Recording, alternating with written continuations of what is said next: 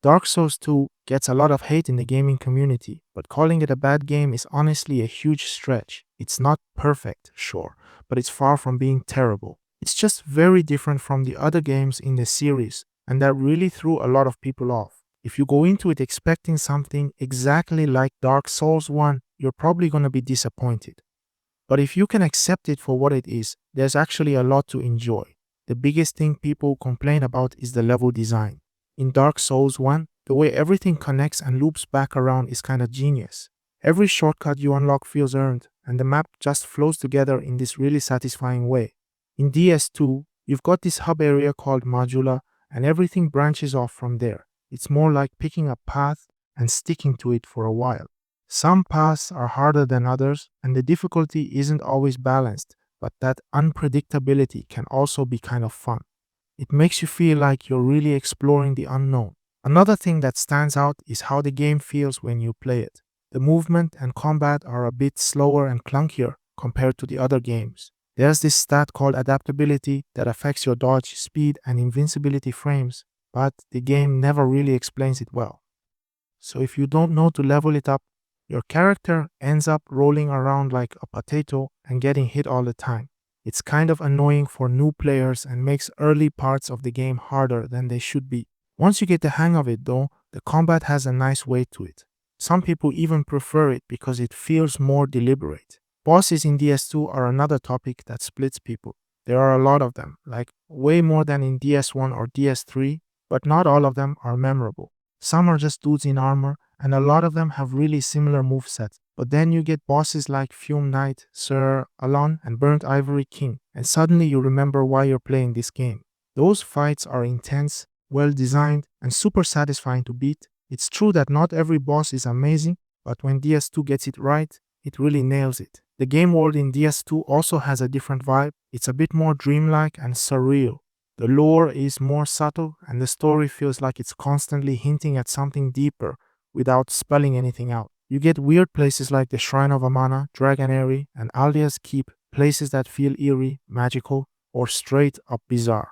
That kind of mystery adds a lot to the atmosphere. And even if the world doesn't connect as neatly as in DS1, it still feels rich and alive in its own way. Soul Memory is probably the most controversial mechanic in the game. Instead of matching players for PvP and co-op based on level, it uses how many souls you've ever collected. That means if you farm too much or just die a lot, you can end up in a weird matchmaking zone where it's hard to find help or get fair fights. It was meant to stop twinks from ruining PvP, but it also kind of messed up the multiplayer system. Later patches and items tried to fix it a bit, but it never really felt as smooth as in the other games. Still, the game has a lot of good things going for it. The variety of weapons and armor is insane. You can run so many different builds, from big slow strength guys to super fast dex builds to full on sorcerers. There's tons of freedom in how you want to play. Want to duel, wield curved swords and backflip through enemies? Go for it. Want to be a heavy tank with a giant tower shield? That works too. The mechanics support all kinds of playstyles, and experimenting with different builds adds a lot of replay value. The DLCs are some of the best content in the entire Souls series. Each one feels focused and well designed, with better level layouts and way more intense boss fights. The areas look amazing too. Shava has this Indiana Jones style trap filled city. Broom Tower is this massive metal structure filled with lava and ash, and Elium Lois is a snowy, cursed kingdom with some wild lore.